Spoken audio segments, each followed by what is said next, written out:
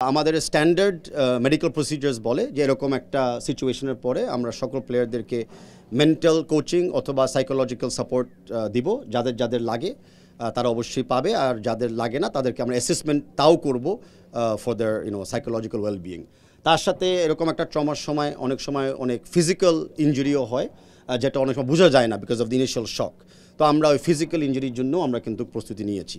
In the mean time, যেটা আবারও বলেছি, বাংলাদেশ আর্মড ফোর্সেস কিন্তু ওনাদের সকল মেডিকেল অ্যাসিস্ট্যান্সও প্রস্তুত রেখেছিল অ্যান্ড আমাদেরকে সহযোগিতার জন্য বলেছিলেন যে যখন যেখানে লাগে ওনারা প্রস্তুত আছে।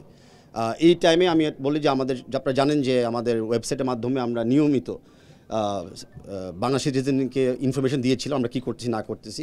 তার পিছনে একটা বড় অবদান ছিল আইএসপিআরের, যারা এগেন আমি বললাম যে আসল তথ্যটাকে খুঁজে এবং প্রস্তুতি তথ্যটাকে সবসময় আমাদেরকে ইনফর্ম করেছিল এবং মিডিয়ার মাধ্যমে সবাইকে ইনফর্ম করেছিল।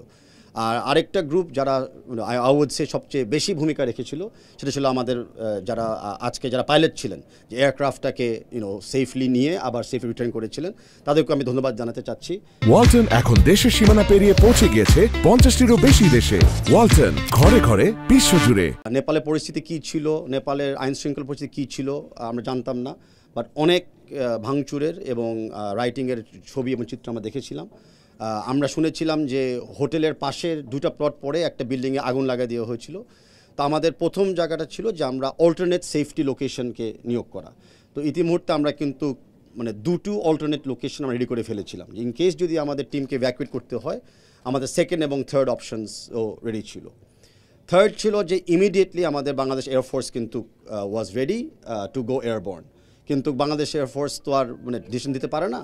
তো আমাদের ডিপ্লোম্যাটিক চ্যানেলে যখন আমাদের এয়ার স্পেসগুলো খুলে দিয়েছে, নেপালে যখন সিভিল অথরিটি নেপাল যখন এয়ারপোর্টটাকে সেফ ল্যান্ডিংয়ের জন্য ঠিক করতে পেরেছে এবং ওয়েদার পারমিটিং, যেটা আমাদের সবারই হাতের বাইরে, এই তিনটা কোঅর্ডিনেশন করার পরে আমাদের বাংলাদেশ এয়ারফোর্স কিন্তু এয়ারবোর্ন হয়েছিল অ্যান্ড খুব অল্প সময় আমাদের প্লেয়ারদেরকে এবং মিডিয়া অফিসারদেরকে কিন্তু ফেরত নিয়ে এসেছিল। আর লক্ষ্য করতে চাই যে এই সময় আপনারা দেখবেন যে আমরা কিন্তু আমাদের যে টিম যাকে আমরা বলি, আমাদের রেস্কিউ স্ট্যান্ডার্ড টিমের ভিতরে আমরা কিন্তু মিডিয়া ভাই বোনদেরকে ইনক্লুড করেছিলাম। তো আমরা মনে করি আমরা এক পরিবার, আর আমাদের টিম জাস্ট ডন্ট মিন যে 11টা বা 23টা প্লেয়ার, আমাদের টিম মিনস যারা যারা এই জায়গায় জড়িত আছে। বিকজ আমাদের স্পোর্টস মন মানসিকতা আছে, আমরা বাংলাদেশেও কিন্তু গভর্নমেন্ট এবং বাংলাদেশ ফুটবল ফেডারেশন যে নামগুলি আমি বললাম, আমরা একত্রিত কাজ করতে পেরেছি। আমরা প্রায় 24 আওয়ার্স কিন্তু কোনো না কোনো যোগাযোগে ছিলাম, ডাবল, ট্রিপল অ্যান্ড কোয়াড্রুপল প্ল্যানিংয়ে আমরা ছিলাম।